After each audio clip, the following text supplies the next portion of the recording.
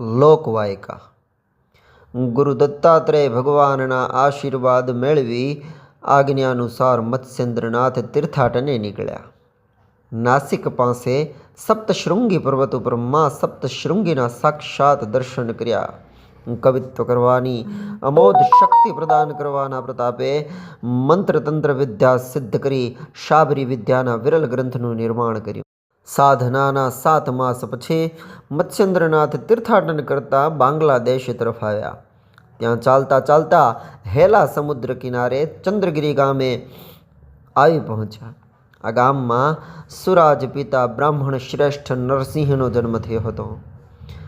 આ ગામમાં મત્સ્યેન્દ્રનાથ નિત્યક્રમ પ્રમાણે ભવિષ્ય કથન કરતાં કરતાં ભિક્ષા માટે ફરવા લાગ્યા. અહીં સર્વોપદેય નામે એક ગૌડ બ્રાહ્મણ રહેતો હતો. તે વશિષ્ઠ ગોત્રનો હતો. બધા કર્મોમાં નિપુણ કર્મકાંડી બ્રાહ્મણની ગુણવાન પત્નીનું નામ સરસ્વતી હતું. તે અતિ સ્વરૂપવાન હતી. સુંદર અને સકળ ગુણ સંપન્ન હોવા છતાં તેને પેટે કોઈ સંતાન ન હતું. અનેક દેવી દેવતાઓના ઉપાસના આરાધના માનતાઓ અને ઉપચારો કરવા છતાં આશા ફળી ન હતી. આથી તે અત્યંત નિરાશ અને નિસ્તેજ બની ગઈ હતી.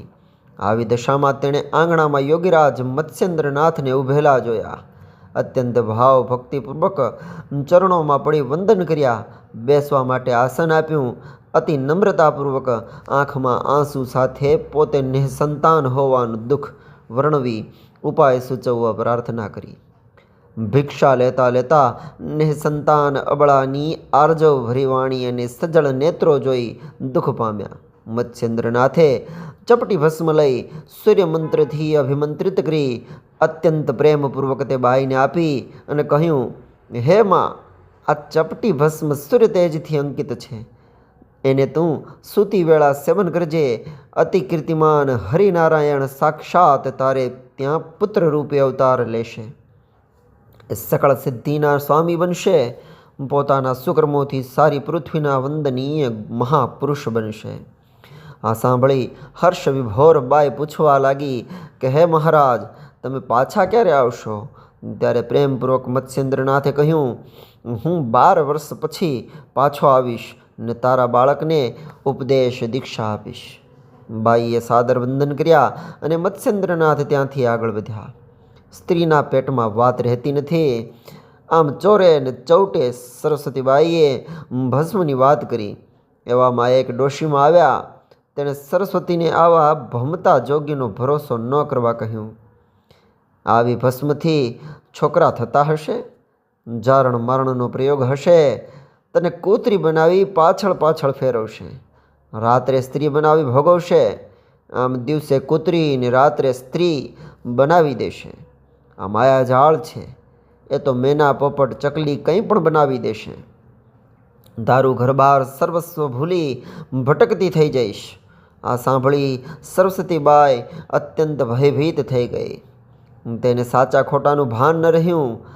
તરત ઉઠી ભસ્મને ગાયના છાણના ઉકરડામાં નાખી આવી.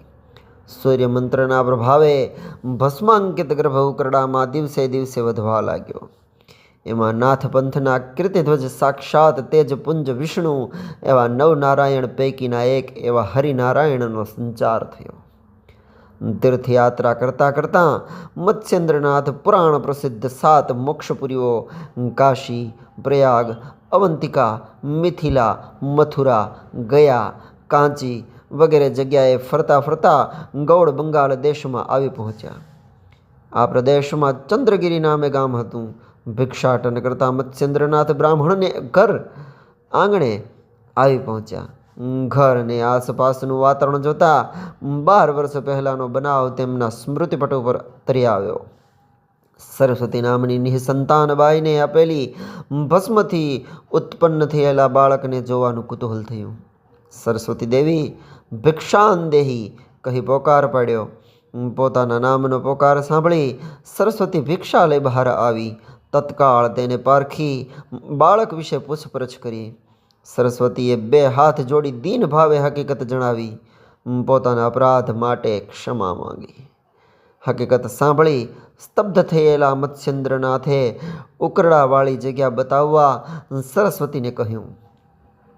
છાણના ઊંચા ઉકરડા પાસે લઈ ગઈ.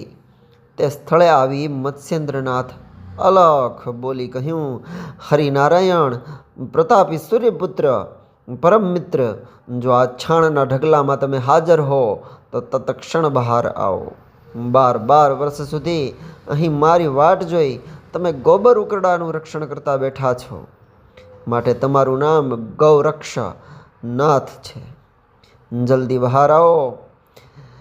મત્સ્યેન્દ્રનાથના શબ્દો સાંભળી ઉકરડામાંથી બાળકનો અવાજ આવ્યો. પોતાને બહાર કાઢવાની વિનવણી કરી ગોબર માટી હટાવતા સૂર્યના તેજ સમાન બાળક બહાર આવ્યો. બાળકે મત્સ્યેન્દ્રનાથના ચરણકમળમાં મસ્તક નમાવી ભાવપૂર્વક પ્રણામ કર્યા. બાળકને છાતી સરસો ચાંપી આશીર્વાદ આપ્યા. ઇતિ એકાક્ષર મંત્રથી ઉપદેશ આપ્યો. 12 વર્ષ પછી આવા અલૌકિક બાળકને ઉકરડામાંથી બહાર આવેલો જોઈ સરસ્વતીબાએ પોતાને દુર્ભાગી ગણી પોક મૂકી રડવા લાગી. મત્સ્યેન્દ્રનાથે દયામણી હાલત જોઈ વ્યર્થ અફસોસ ન કરવા અને આ પુત્ર તેનો ન હોવાનું કહ્યું.